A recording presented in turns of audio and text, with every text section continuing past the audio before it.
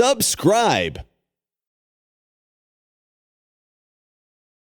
کبھی سوچا ہے ایک لمحے میں سب کچھ ختم ہو جائے تو گھر، زمین، محنت کی کمائی سب پانی میں بہہ جائے؟ یہی حال آج پنجاب کے لاکھوں لوگوں کا ہے۔ سوال یہ ہے، کیا یہ صرف پانی کی تباہی ہے یا اللہ کی طرف سے ایک یاد دہانی؟ آئیں جانتے ہیں کہ اسلام ہمیں ایسے وقت میں کیا سکھاتا ہے۔ قرآن میں ہے، ہم ضرور تمہیں آزمائیں گے خوف، بھوک، مال و جان کے نقصان سے، اور صبر کرنے والوں کو خوشخبری دو۔ سورۃ البقرہ 155۔ سیلاب اور آفات اللہ کی آزمائش ہے، سزا نہیں۔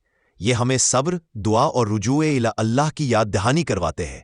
نبی صلی اللہ علیہ وسلم نے فرمایا، جس نے کسی مسلمان کی دنیاوی تکلیف دور کی، اللہ قیامت کے دن اس کی تکلیف دور کرے گا۔ اس وقت ہمارا فرض ہے کہ متاثرین کی مدد کریں، چاہے کھانے سے، پیسے سے یا صرف حوصلہ دینے سے۔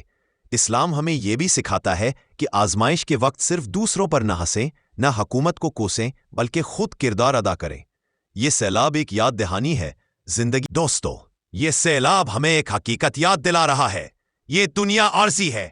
گھر، زمین، مال سب لمحوں میں بہہ جاتا ہے۔ جو باقی رہتا ہے وہ ہے ہمارا ایمان اور ہمارے اعمال۔ آج دوسروں کی مدد کرنا دراصل اپنی آخرت سنوارنا ہے، چونکہ نبی نے فرمایا، جس نے کسی مسلمان کی تکلیف دور کی، اللہ قیامت کے دن اس کی تکلیف دور کرے گا۔ سوچے، کل جب ہم اللہ کے سامنے کھڑے ہوں گے تو کیا ہم یہ کہہ سکیں گے کہ ہم نے اپنے بھائیوں کی مدد کی تھی؟